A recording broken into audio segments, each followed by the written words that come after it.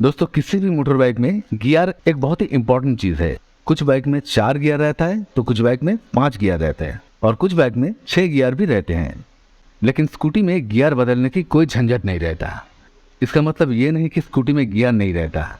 Scooty में automatic gear रहता है जिसे कहते हैं CVT यानी कॉन्टिन्यूअसली वेरिएबल ट्रांसमिशन।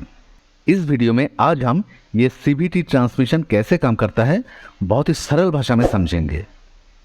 तो दोस्तों अच्छी तरह से समझने के लिए वीडियो को पूरा देखिए और वीडियो अच्छा लगे तो चैनल को सब्सक्राइब और वीडियो को लाइक कमेंट शेयर ज़रूर करें।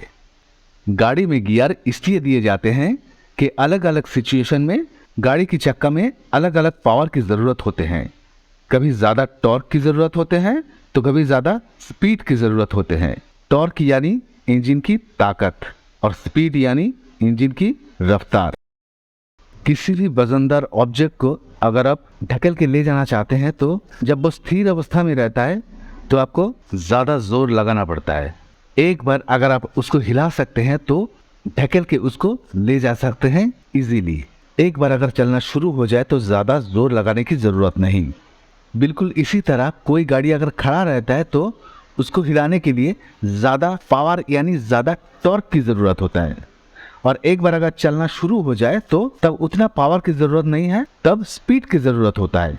इसीलिए सभी गाड़ी की फर्स्ट गियर में टॉर्क ज़्यादा रहता है, उसके बाद सेकेंड गियर में स्पीड रहता है, थर्ड गियर में उससे ज़्यादा स्पीड रहता है, ऐसे स्पीड बढ़ते जाता है। ज़रूरत के हिसाब से गाड़ी में टॉर्क और स्पीड को बढ़ाने का या कम करने का काम करता है ये गियर। चाहे ऑटोमेटिक गियर हो या मैनुअल गियर, गियर की ज़रूरत तो रहता ही है। आइए अभी टू व्हीलर का गियर कैसे काम करता है थोड़ा देख लेते हैं। गियर सिस्टम में दो पुली रहता है, एक ड्राइवर पुली और एक ड्रिवन पुली। ड्राइवर पुली जो खुद घूमता है और ड्रिवन पुली जो ड्राइवर पुली के सहारे घूमता है, चाहे वो चेन के जरिए हो या बेल्ट के जरिए। जब ड्राइवर पुली का साइज बड़ा हो और ड्रिवन पुली का साइज छोटा हो तब ड्रिवन पुली में स्पीड ज़्यादा होता है लेकिन टॉर्क कम होता है।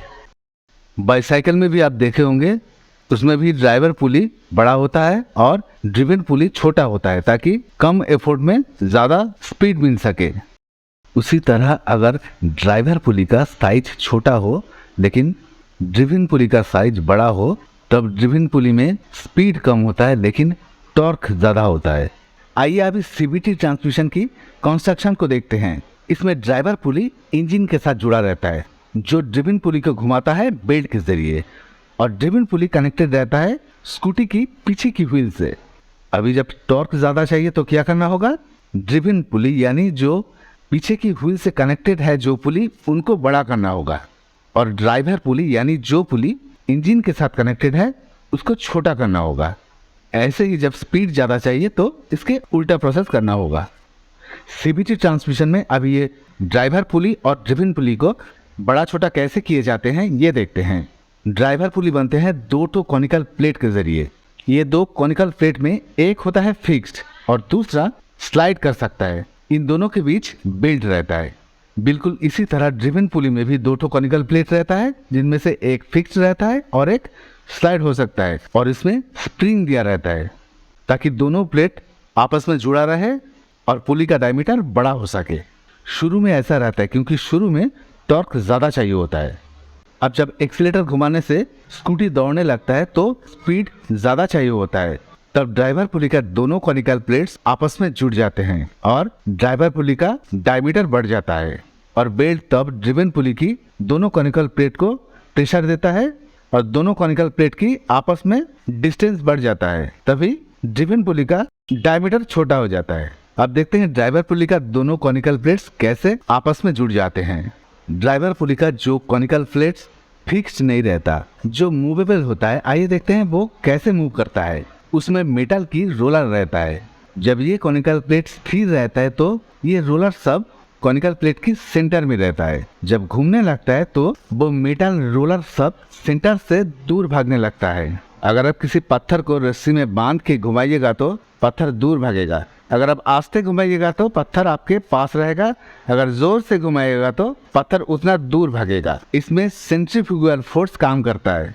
जब ड्राइवर पुली की कॉनिकल प्लेट घूमता है तो यही सेंट्रीफ्यूगल फोर्स के जरिए रोलर सब दूर भागता है और उस कॉनिकल प्लेट के पीछे भी और एक ठो प्लेट रहता है जिसे रैम प्लेट कहा जाता है।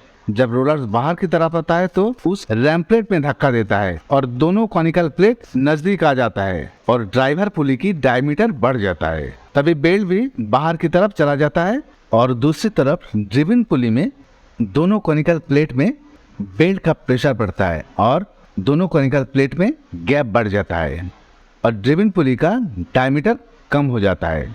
आप स्क्रीन में देख सकते हैं कैसे ड्राइवर पुली की डायमीटर बढ़ रहा है और दूसरी तरफ ड्रिवन पुली में डायमीटर कम होते जा रहा है।